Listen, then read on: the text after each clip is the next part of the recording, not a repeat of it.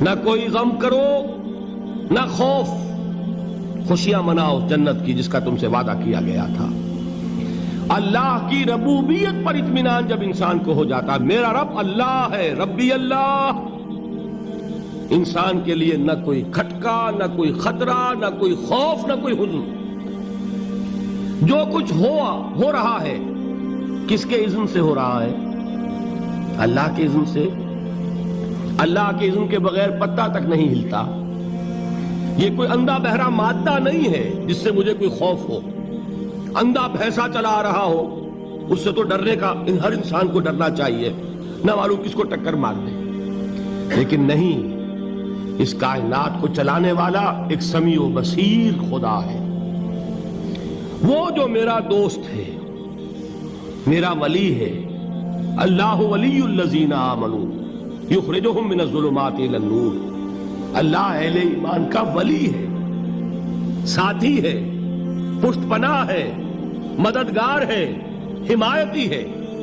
بتائیے جسے یقین ہو جائے کہ اللہ میرا مددگار، اللہ میرا محافظ، اللہ میرا پشت پناہ، اللہ میرا حمایتی، اس کے لیے کوئی خوف ہوگا؟ اس سے کوئی ڈر ہوگا؟ میں مثال دیا کرتا ہوں ایک بہت سادہ، پنجاب کے دیہات کی۔ وہ بڑا چودھری ہے اور کوئی غریب کسان ہے۔ اس غریب کسان کے جانوروں کو ہر وقت اندیشہ ہوگا چوری کا، کوئی میری بھینس کھول کر نہ لے جائے، کوئی میرا بیل کھول کر نہ لے جائے۔ لیکن جس کے بارے میں یہ سب کو معلوم ہو کہ وہ جو بڑا چودھری ہے وہ اس کا دوست ہے، اس کی بچیا کو کوئی خوف ہوگا؟ اس کی بھینس پر کوئی ہاتھ ڈالے گا؟ اسے کوئی اندیشہ ہوگا؟ نہیں۔ کیوں؟ کہ وہ بڑا چودھری، بڑا اس کا یہاں کا سردار، جاگیردار، سب کو معلوم ہے وہ میرا دوست ہے، کوئی میرے خلاف اقدام نہیں کر سکتا۔ اس دنیا میں یہ چھوٹی سی بات اگر آپ کے دلی اطمینان اور سکون کا باعث بن سکتی ہے تو ذرا تصور کیجئے۔ میں لفظ تصور استعمال کروں گا صرف اس لیے کہ اس کا ہم جس کو کہتے ہیں ادراک اور شعور کر نہیں سکتے، اگر کے ساتھ کر سکتے۔ اگر یقین ہو کہ اللہ میرا مددگار اور یقین ہو کہ اللہ ہر آن میرے ساتھ ہے، پھر کوئی خوف؟ کس کا خوف؟ کوئی شے اللہ سے بالاتر ہے؟ کوئی قوت اس سے زیادہ طاقتور ہے؟ کوئی اس کے ارادے کو بدلنے والا ہے؟ کوئی اس کی مشیت کے آڑے آنے والا ہے؟ یہی بات ہے جو حضور نے فرمائی۔ یہ ایمان کا حاصل ہے لب لباب، کہ دیکھو اچھی طرح اس بات کو ذہن نشین کر لو، اگر تمام انسان مل کر تمہیں کوئی نقصان پہنچانا چاہے نہیں پہنچا سکتے، مگر جو کچھ اللہ نے لکھ دیا ہو، اور تمام انسان مل کر تمہیں کوئی نفع پہنچانا چاہے نہیں پہنچا سکتے، مگر وہ شے جو اللہ نے طے کر دی۔ آپ پھر میں کہوں گا ذرا طاری کیجئے، اسے فرض کیجئے، اسے سوچئے۔ اگر اس حدیث پر ہمارا دل ٹھکا ہوا ہو تو کسی سے ڈر ہوگا؟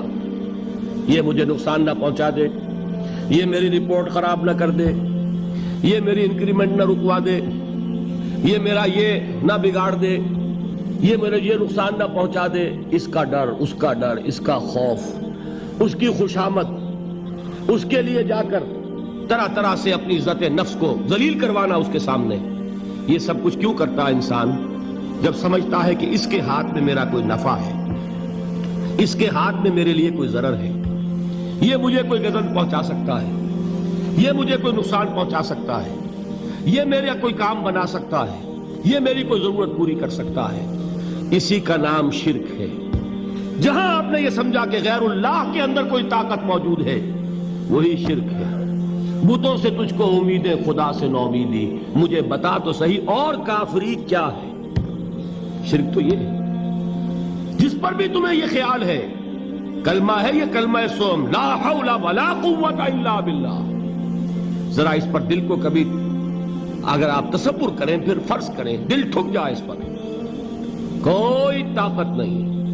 یہی بات تھی جو شیخ عبد القادر جیلانی رحمت اللہ علیہ نے اپنی وصیت میں اپنے بچے سے کہی۔ 11ویں دینے والے ہیں لیکن حضرت شیخ عبد القادر جیلانی کی وصیت اور تعلیمات کو کتنے لوگ ہیں کہ جانتے ہو؟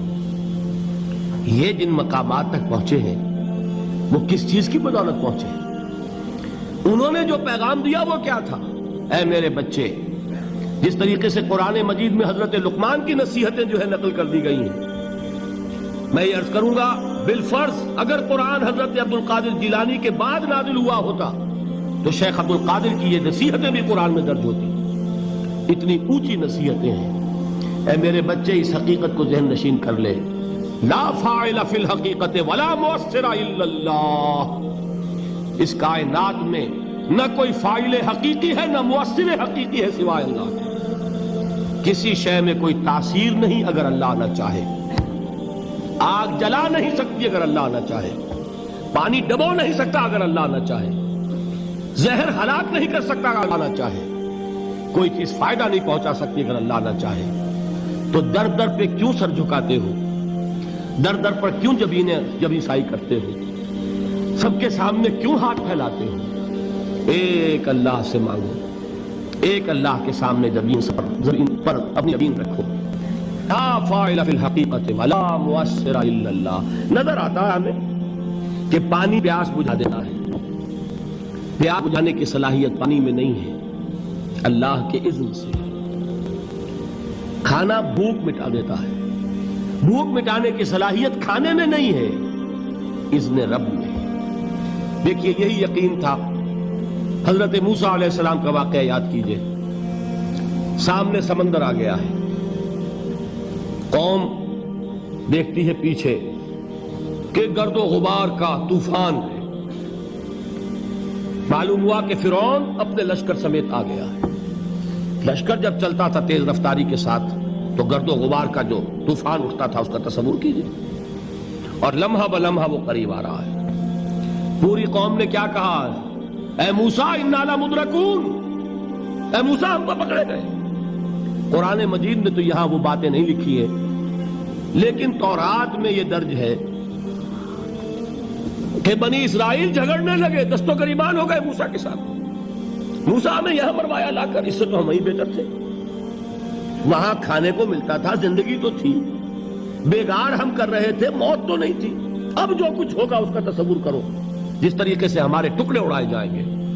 تو لڑ رہے ہیں حضرت موسیٰ علیہ السلام سے، یہ تورات کی تفصیل ہے۔ قرآن میں صرف اتنا آیا ہے، پریشان ہو کر انہوں نے کہا انا لمدرکون، موسیٰ ہم تو پکڑے گئے۔ اس وقت موسیٰ کا جواب کیا ہے؟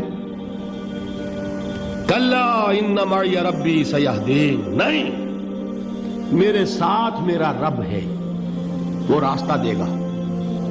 بتائیے کہاں راستہ نظر آ رہا ہے؟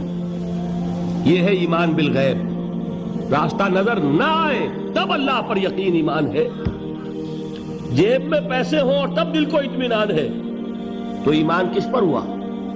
پیسے پر، اللہ پر نہیں۔ جب وسائل و ذرائع نہ ہو اور پھر یقین ہو کہ اللہ مسبب الاسباب ہے، وہ اسباب کا پابند نہیں ہے، وہ اسباب کا محتاج نہیں ہے، اسباب اس کے محتاج ہیں۔